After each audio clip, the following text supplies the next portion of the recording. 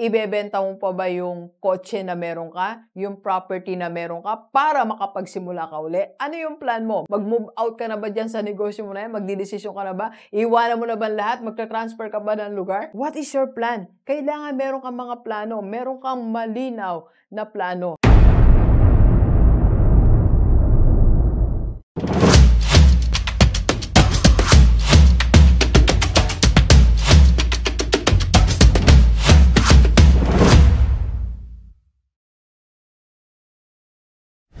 Okay, Gilivers, balik tayo at age 50. Paano nga ba tayo makarecover? Let's go, let's go.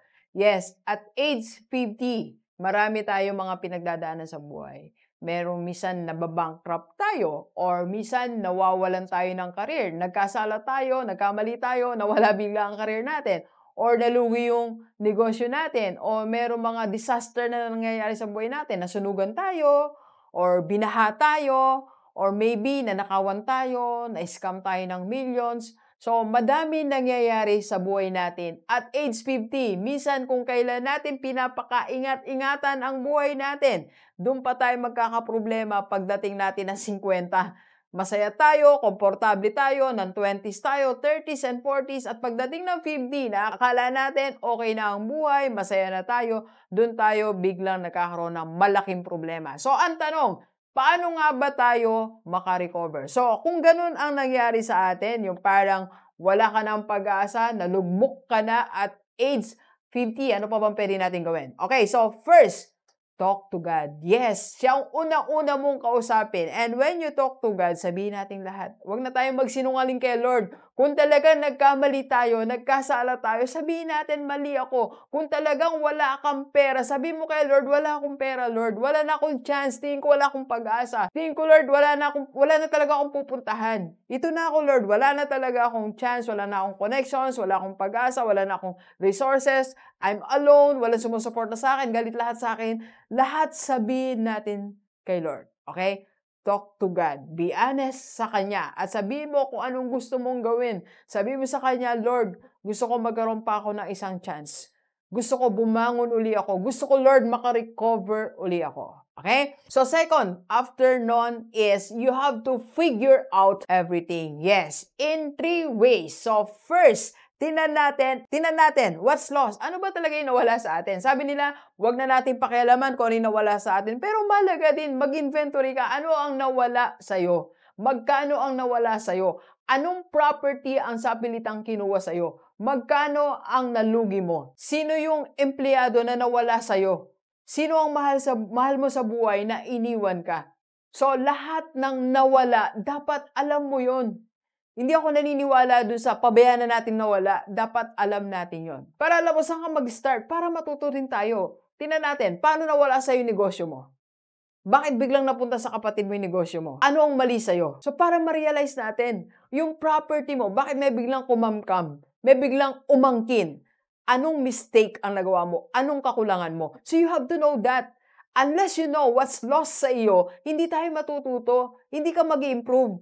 Pag hindi mo nalaman bakit nawala sa negosyo mo, the next time na magkaroon ka ng negosyo, baka mawala uli. Pag hindi mo nalaman bakit biglang inagaw ang property mo, the next time na magkaroon ka uli ng property, baka agawin uli sa'yo. So you should know what's lost sa'yo. And of course, you have to figure out what really happened. Ano ba talaga ang nangyari? Anong proseso ang na-miss mo sa negosyo mo? Anong communication yung in-skip mo dyan sa client mo? Ba't bigla siyang nawala? Ang laki ng naitutulong niya sa negosyo mo. Anong process or anong kapangyarihan yung ibinigay mo dyan sa partner mo? Bakit naangkin niya negosyo mo? Bakit nakuha nila yung property mo? Okay? So ano ba talaga ang nangyari? And third, what's left? Mahalaga na malaman mo ano ba talaga natira. Yes, makita mo, meron pa pala akong 50,000. Meron pa pala akong 100,000.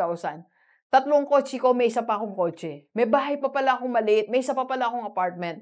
Mahalaga na malaman mo anong natira sa'yo para lumakas ang loob mo. And that will be your seed para makapagsimula ka ulit. So you gather lahat ng natira sa'yo after the disaster. Kasi dyan ka ulit magsisimula ng buhay mo. Diyan ka uli magsisimula ng negosyo mo. Diyan ka babangon. And third, pero bago yan, kape muna tayo, Gilivers. And of course, meron po tayong mga business and life coaching sessions. So, pwedeng online and offline.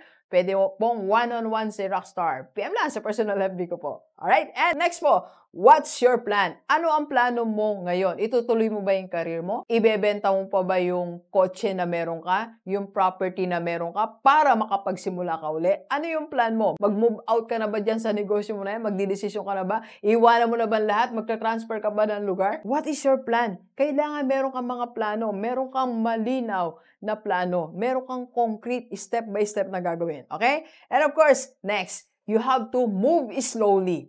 Para makarecover ka, you have to move slowly. Pag hindi ka gumalaw, dyan ka na. Pag hindi ka gumalaw, mananatili ka sa bagsak na negosyo. Pag hindi ka gumalaw, mananatili kang walang property. Pag hindi ka gumalaw, mananatili kang walang income. Pag hindi ka gumalaw, mananatili kang bankrupt. Kaya you have to move slowly. Rebuild slowly. Magsimula ka uli. This time, slowly pero sure. Sabi nila, di ba? Slowly but surely. Slow pero sigurado na mga kilos mo. Ang mahalaga, you are moving slowly to rebuild. And of course, number 5, step forward monthly. Dapat monthly or weekly may nababago. Gumagalaw ka. Gumagalaw unti-unti ang nire-rebuild mong negosyo. Gumagalaw unti-unti ang nire-rebuild mong relationship. Unti-unti, nagmo-move forward tayo. Alright? So, sa lahat ng mga 50 years old, ang pagbagsak natin dapat hindi na maulit. Kasi 50 na tayo. Tama na yung na-broke ka, tama na yung na-bankrupt ka, tama na yung sobrang nalugi ka, sobrang nawalan ka ng mga mahalagang properties, nawala yung mga mahal mo sa buhay, tama na yon. Okay? At age 50, dapat makarecover ka agad at hindi ka na babalik sa dati mong situation. Okay? Let's go, let's go. Kape po tayo. Thank you for watching. We are inviting you to attend our free webinar on how to save and invest the right way para magkaroon ka na ng investment sa mutual fund and maka-start ka na ng Kaiser mo. Ang Kaiser 3-in-1 po yan. May healthcare, life protection, and investment. PM na sa personal FB ko. Let's go, let's go!